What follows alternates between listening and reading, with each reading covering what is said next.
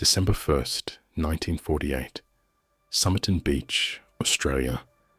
A man in a good suit lies against the seawall. His legs are crossed. A half-smoked cigarette rests on his collar, as if it had just fallen from his lips. People walked past him all evening. They thought he was drunk or sleeping. He was dead. And here is the strange part. Every single label on his clothes had been cut out. He carried no wallet, no papers, no name. 70 years later, we still ask the same question. Who was he? This is Obscura Files. Every episode, one case. The facts, the theories, and a verdict. File number 1.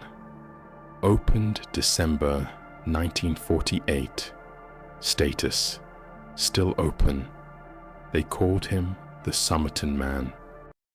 Here is what we know for certain. The man was found at 6:30 in the morning by 2 horse trainers. He was about 45 years old, in excellent physical condition. His muscles suggested a dancer or an athlete. He wore a suit and a clean white shirt on a warm summer evening on a beach. Everything he carried was ordinary: chewing gum, cigarettes, matches, a bus ticket, but no money, no identification. The autopsy raised more questions. His organs showed signs of poisoning, yet no poison was found in his body. The pathologist said he could not name the cause of death, but he was sure it was not natural. Then, in January, police found a suitcase at the Adelaide railway station. The man had left it there the day before he died. Inside, clothes with labels cut out. Again, and a name written on 3 items. T. Keane. Police checked every T. Keane in the English-speaking world. None was missing, but the most famous clue came months later. Hidden in a small pocket of the man's trousers, a pocket most people did not know existed, was a rolled piece of paper. 2 words, printed in elegant type. Tamam shud. It is Persian. It means, it is finished.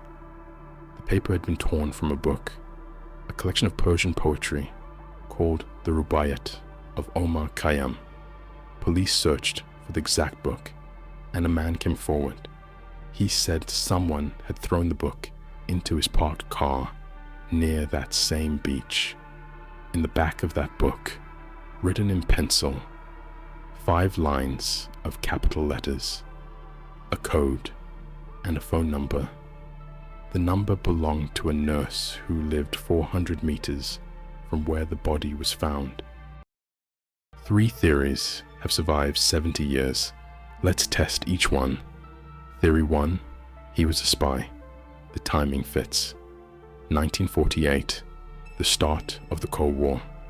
Adelaide was close to a secret weapons research site, an unbreakable code, a poison no test could find. Clothes stripped of identity. It reads like a spy novel. But here is the problem. There is no document, not one, from any intelligence agency that claims him. Records from that era have been opened for decades. He appears in none of them. The spy theory explains everything and proves nothing. Theory 2. He died by suicide. Tamam shud. It is finished. A man removes his identity, walks to the sea, and ends his life with poison. The final page of a poetry book about accepting death. This theory fits the evidence better than people like to admit, but it has holes.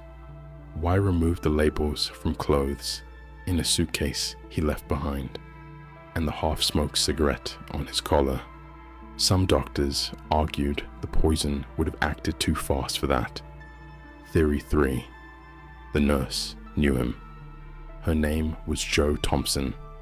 When police showed her a plaster cast of the dead man's face, witnesses said she nearly fainted. Yet she denied knowing him. She had given a copy of the same poetry book to another man years earlier. and decades later, her daughter said she believed her mother was lying. Then, in 2022, DNA analysis identified the man as Carl Webb, an electrical engineer from Melbourne, a man whose wife had left him and who had written dark poetry of his own. Case closed? Not quite. The DNA gave him a name. It did not explain the poison, the code, the cut labels, or why a stranger from Melbourne died 400 meters from Joe Thompson's door. So here is the verdict. The most likely story, based on the evidence. Carl Webb, a broken man, traveled from Melbourne to Adelaide to find someone, possibly Joe Thompson. What happened between his arrival and his death? A rejection, a plan, a secret, is the part history refuses to give us.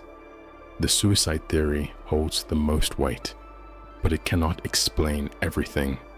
And the code, 5 lines of letters that have defeated naval intelligence, mathematicians, and 70 years of amateur code breakers, has still never been read. Speculation. Perhaps he wanted it that way. A man who cut every label, who carried a message that said, "It is finished," in a language almost no one around him could read. Maybe the mystery was not an accident. Maybe it was the point. File number 1 remains open. Next file, 9 experienced hikers walked into the mountains of the Soviet Union. When rescuers found their tent, it had been cut open from the inside. File number 2, Dyatlov Pass. This is Obscura Files.